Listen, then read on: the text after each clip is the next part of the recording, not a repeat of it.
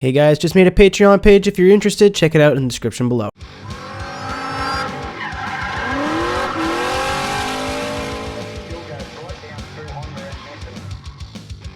What is going on YouTube? It's MrAeroHD here. We are here with, technically it's personal projects, but I'm renamed it. I'm going to call it Dialed In for now, basically because it kind of reflects the name of the series a bit more as to where, you know, maybe a car is a bit harder to tune, or maybe I put a little bit more effort into the tune. So it's not like a bada bing build, you know what I mean? It's something like, hey, I've worked on this, and this is a lot of effort gone into this. But yeah, first car I'm going to do, I want to say thank you to Hillshake for donating the money for this car pack. For the Hot Wheels car pack, thank you so much. I really do appreciate it. If you're watching the video, let me know what to link in the description below, because I have no idea how to get a hold of you. But yeah, this is the Hot Wheels Mustang.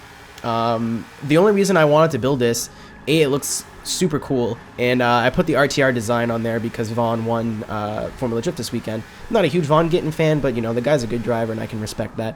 But the whole reason I wanted to do this car for this series was I have a lot of friends who were complaining that the car was hard to drive or it was impossible to drift and da-da-da-da-da.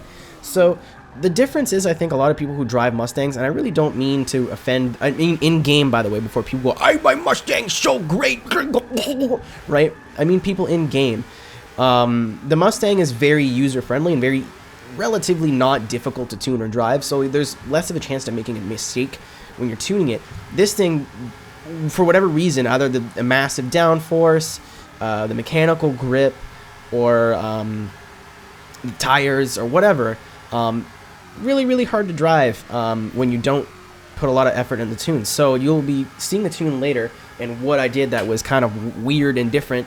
But I noticed right when I saw this car that the rake was weird, the ride height was weird, the front was all the way down, the back was all the way up. So I worked on that, and what you got was probably one of the smoothest drift cars that I have, because there is so much grip. If you know how to drive a high grip car like a Porsche or a Ferrari, something like that, then this should be pretty easy for you. If anything, it'll be a little bit easier than those other cars because there's no mid-engine or rear engine thing to worry about. It's just super stable and super grippy. Good and bad thing, it's a good thing on tracks like this with a lot of medium speed corners, but when you get to high speed corners, like we took it to, I was in a lot of really bad lobbies before this one. So we were at like Bernese Alps or something, and I was really struggling. Just when you're above 80 or 90 miles an hour, like you can see it on the banked corners, there's just too much grip to be able to drift those corners. But for the most part, you don't have to worry about that. So it's a mid high to mid low speed car, but in those corners, it's fabulous. I really love driving this thing. It might be a little bit hard to tandem, just I don't know why again, but you can't let those RPMs fall down. Got to make sure that you're working the gears. I don't know if just because of the size of the supercharger in it, or just the way the engine works. The engine sounds fabulous, by the way. Is it worth your money? I would get just the Mustang. I don't know about the Bone Shaker, but it just doesn't look like a good drift car, and the rest of the pack is really uninteresting to me. So if you really want to try this car out, it's not going to be your new main car, but it'll be a fun thing to run. Go ahead and pick it up for the $299 or whatever it is. So we have stock tires instead of street tires, just because there is so much grip.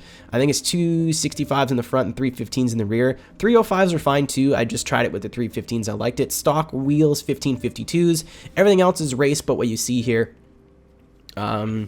You know, I didn't feel like I need to go over all the race parts in platform and in whatever, because you guys, in drivetrain, because you guys know those are race. I got race weight.